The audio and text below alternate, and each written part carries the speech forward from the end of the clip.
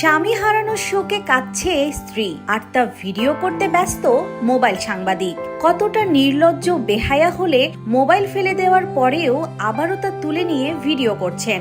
Mobile কেড়ে নেয়া এই ভিডিওটি পাইলট তৌকিরের স্ত্রীর। প্রথমবারের মতো যখন তার স্বামী তৌকিরের মরদেহ দেখার জন্য তাকে নিয়ে যাওয়া হচ্ছিল, তখন তাকে বিমান বাহিনীর এক কর্মকর্তা ও তার এক আত্মীয় ধরে নিয়ে যাচ্ছিলেন।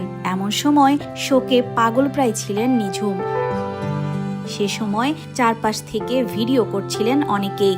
নিঝুম যখন হেঁটে যাচ্ছিলেন তখন হঠাৎই দেখা যায় এক ব্যক্তি মোবাইল দিয়ে তার সামনে দাঁড়িয়ে ভিডিও করছিল। বিষয়টি ভীষণভাবে খারাপ লাগে নিঝুমের। সে সহ্য করতে না পেরে রেগে গিয়ে লোকটার হাত থেকে মোবাইল কেড়ে নিয়ে নেয়। এ সময় মোবাইলটি মাটিতে পড়ে যায়। ভিডিওটি সোশ্যাল মিডিয়ায় ব্যাপকভাবে নাড়া দিয়েছে সবার মনে। যে নারী সদ্য তার স্বামীকে হারিয়েছেন তার প্রতি সমবেদনা না জানিয়ে মানুষ ভিডিও করায় ব্যস্ত ছিল। নিঝুমের এই প্রতিবাদী কণ্ঠকে তার সাহসিকতার পরিচয় বলেই তুলে ধরেছেন নেটিজেনরা।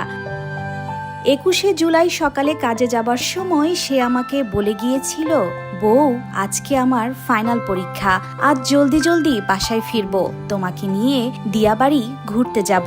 স্বামীর এই কথাগুলোই এখন শেষ কথা হয়ে রইল নিঝুমের জীবনে। নিঝুম হয়তো সেদিন ভেবেছিলেন তার গর্বিত স্বামী আকাশ জয় করে নিচে নেমে আসবে, হয়তো সেদিনের বিকেলটিও হবে তাদের জীবনে পরম আনন্দের। কিন্তু মর্মান্তিক বিমান দুর্ঘটনায় সবাইকে ছেড়ে চিরতরে চলে গেলেন পাইলট তৌকির ইসলাম।